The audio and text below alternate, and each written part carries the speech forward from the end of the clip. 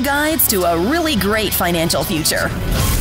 Tom and Don are talking real money. Do you know how that there's a company who shall remain nameless that talks about the metaverse? This is the Metacast. We are all casts all the time. We are virtual casts. We are real casts. We are video casts. We are audio casts. We are casting to you. We're casting a line. I knew I'd have another one.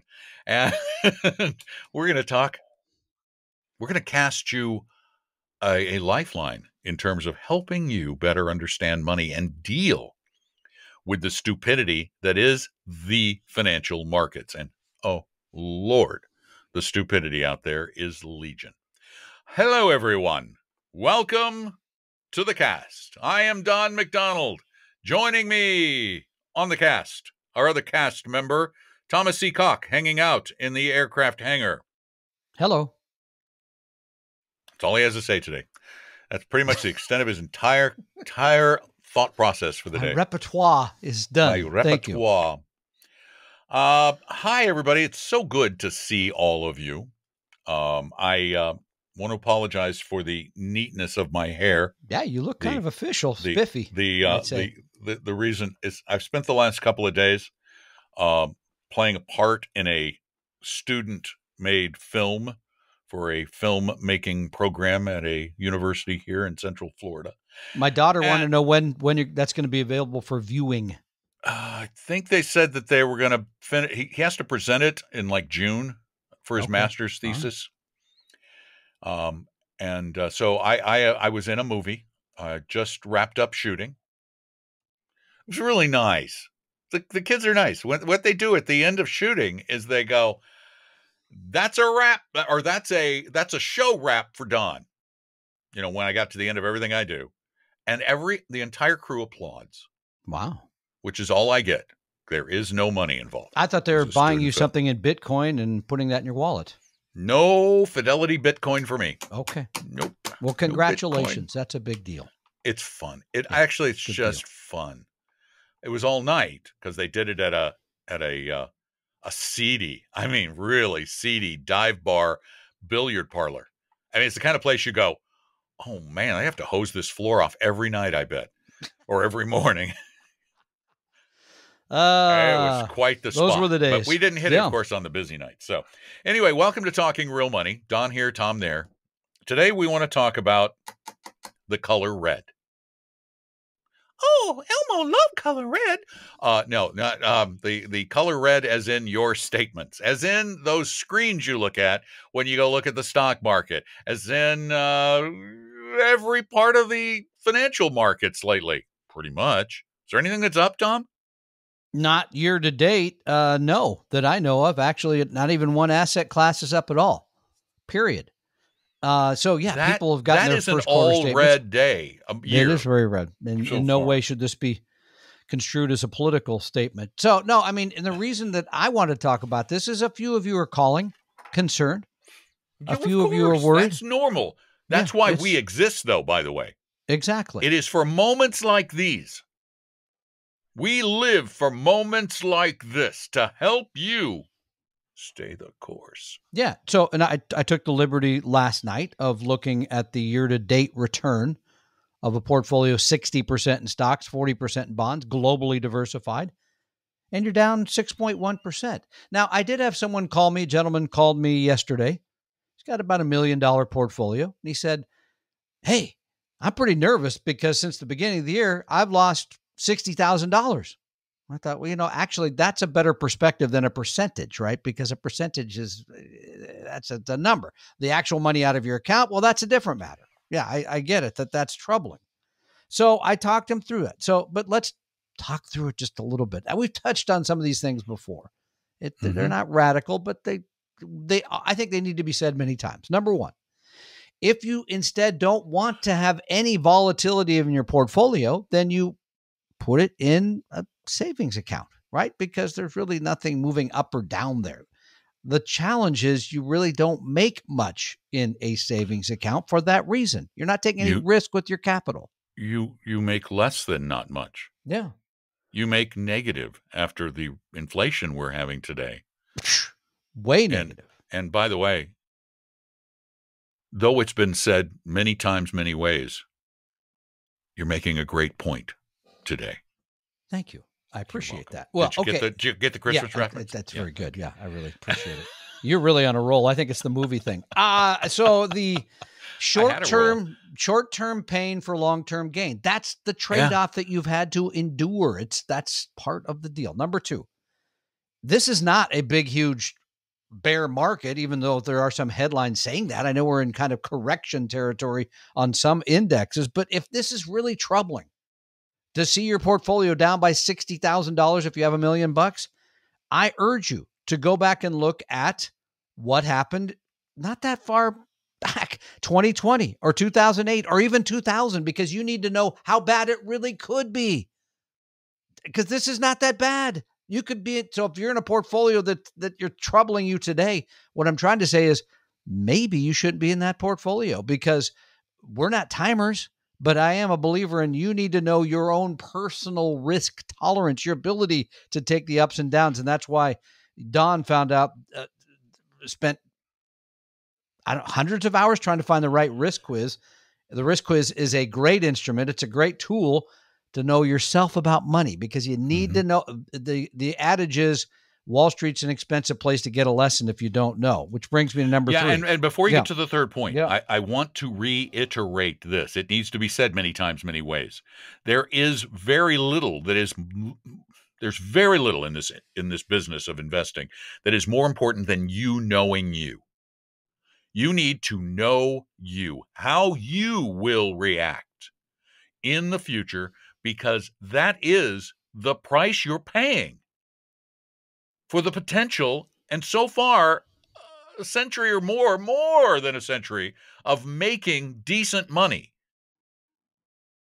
But you have to lose some once in a while. Yeah. Otherwise, you won't make some. But you got to know how much you can tolerate before you do something stupid. Now on to reason number three. Well, I think that reason number three is a lot of the reason that we're here today discussing it, and that is the following. There is so much noise out there.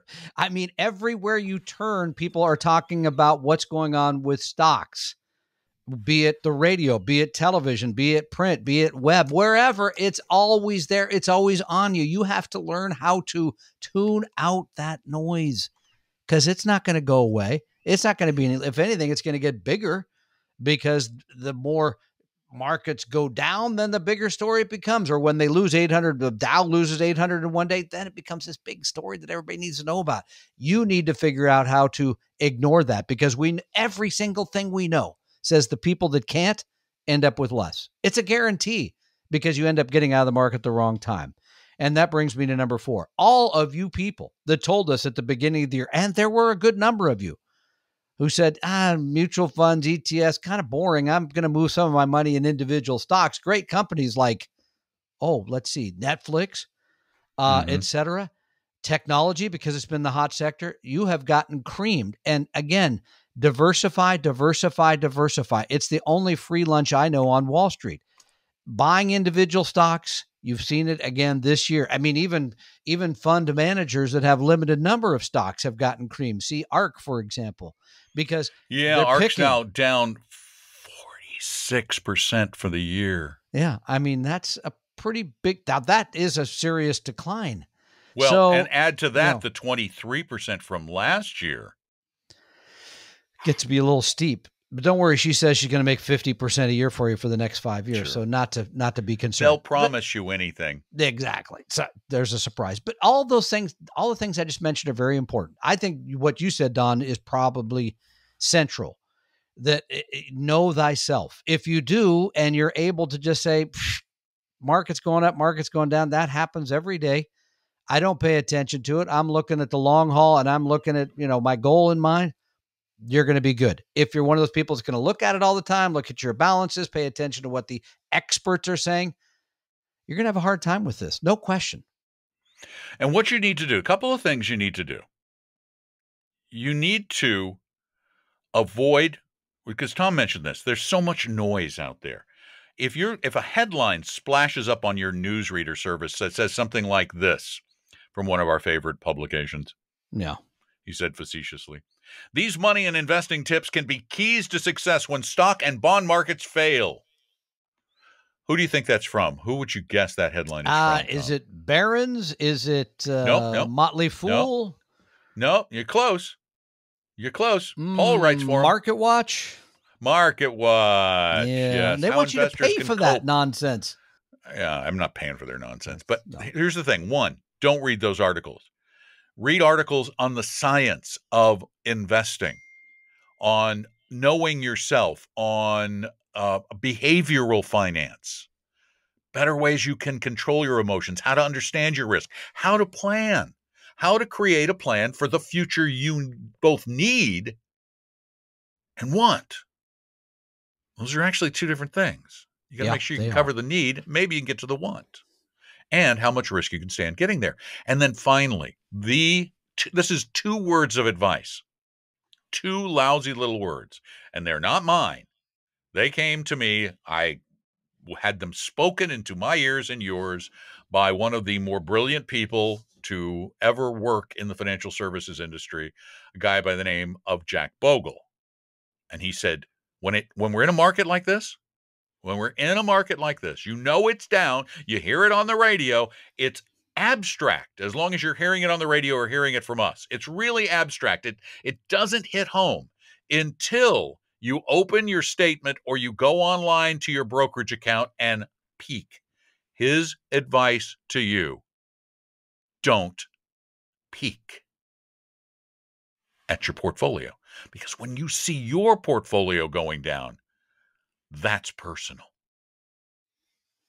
Yeah, percentages don't mean much then. It's really the actual dollars. I think that, and I think that's a fair point. So, yeah, all those things. We know that all of the people that can't put it away, can't hide themselves from all the news, just end up with less money. It's a basic fact. They end up trading their way out of markets. I want to add something personal to this too. I have been doing a financial talk show with hundreds of thousands of people listening all over the country over the time for 35 years. It's a long time. And I find that even when I go to my Schwab statement, I type in schwab.com and put in my password, and that number comes up on the screen, I get butterflies. I get nervous. I get anxious. And I know better. I know this. I intellectually totally get it. And yet I still feel that emotional pain when I've lost 5 figures. I haven't lost 6 yet. That'll be more pain, but I'm not looking. Yeah. It hurts. It does. And that's a good point. So again, our advice is have the right portfolio and know yourself, and the rest of it, know thyself, and have the plan and the plan, not the plane. The plane. The plan. We are going to do one more question. Yeah, we got time today. for one more. Yeah, just one. Well, one. Okay. We did a couple yesterday. This is just one for today. We are into April, so we're doing okay. We're not caught up. Good. But we're coming back. Okay, this one. It's a little technical, but you can do this, Tom. Okay. My question is about multiple accounts. I think there's some confusion about accounts. Well, we'll get to that in a minute. I have looked through the samples you have online, and they do help give me an idea of the breakdown of assets we should have. My problem is that my wife and I both have multiple accounts, and at this time, we cannot combine them to make allocation easier. I have 2 different 403B accounts because I currently have 2 jobs. I also have a Roth IRA with Vanguard. My wife has a 403B account with one of the same companies I work for. On top of that, she has a Roth IRA and a rollover IRA from a previous employer. Both of these accounts are through Vanguard. Are there any online calculators or resources that help manage so many different accounts as if they were all one? Yeah, I'm going to say no, there isn't, but I will also say this. I don't understand why you would have 2 403B accounts for one. He has 2 employers. Working for 2 different people. Wow, interesting. Yes. Okay. Wow. So he's active in 2 403Bs. Okay, but there's a couple of basic. His wife is active in 1 403B. All right, so and I got that. We got 403Bs, we've got IRAs. No, 1 IRA, I think they said. and two no, Roths. he has a Roth with Vanguard, and she Yeah. has a Roth and a rollover with Yeah. Vanguard. Yeah. So right but now, what's what we one have, IRA? Two Roths, one IRA. well, a Roth is an IRA. Still. But just because we're going to get into the Okay. All right. specifics about where to own things. Yeah. The reality is all of these accounts are tax advantaged. So that is true. eliminates which asset should I keep That's in a good point. taxable That's a good account point. and which in a tax advantage. And in reality, I think what it boils down to, Tom, more than anything, this is the question: what's available where? That's I really think that's the very answer. true. That is very true. And generally in the 403Bs, you're not going to have the best asset allocation available. I mean, it's simply, No. you're not going to be able to buy many value stocks. The small cap you buy, not going to be that small. So you might look to the Roths first because those are self-managed. You could use anything there. And the Roths, again, grow tax-free versus the IRA and the 403Bs. Those grow tax advantage, but not tax-free. So I would probably look at the Roths to have the more the asset classes that you really want to supercharge your portfolio. Small, so you're talking about value. in the Roths to have things like small cap value, emerging markets, that kind of stuff like that. And then you build around that. In other words, the first thing would be to decide, okay, we want our global asset allocation to be 50-50. Whatever it is, 50-50. Okay, now those are two numbers. That's going to be a certain amount in stocks, certain amount in bonds. Okay, out of that. We got bonds and stocks. I thought you said U.S. International. You're talking about stock bond. Yeah. So stock bond, whatever your age is, 60-40, 80-20, 70-30. Okay. Yeah, okay. Then you just take the gross number times 60, and you say, I'm going to have blank amount of money in stocks. Okay. So I would then start with putting all of my stocks in the Roths because you hope for a home run there. Grows faster, right? Mm-hmm. Okay. I thought you were shaking your head. No. I'm just thinking about it for a minute because we got 403s where the reality is they're not likely to they're likely to have, in many cases, not the best funds when it comes to anything other than large cap U.S. stocks. And even with bonds, they may not have the short intermediate kind of bonds that we're looking for.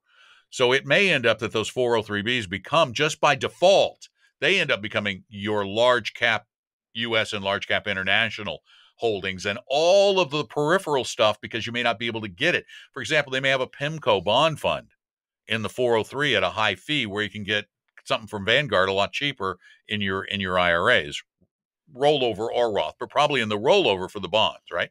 So this is a bit speculative, as you point out. So we don't know the particulars. And generally, again, if you're saving into the 403Bs, you're able to save more there than you would be in the Roth. So you're right. So some of the core investments, the core bonds may be there, as you said, or the core stocks, U.S. large, et cetera. That could be in some of those 403Bs and then build out from that in the Roth and in the IRA that you can self-manage as well. So again, you're right, Don, but some of it's going to depend on sort of what is in those places. In other words, the 403Bs, you're right, will determine that asset allocation because there's only so much available. Then you can build the rest of it around it in the Roths and the IRA. That's how I'd look at it. And here's an idea.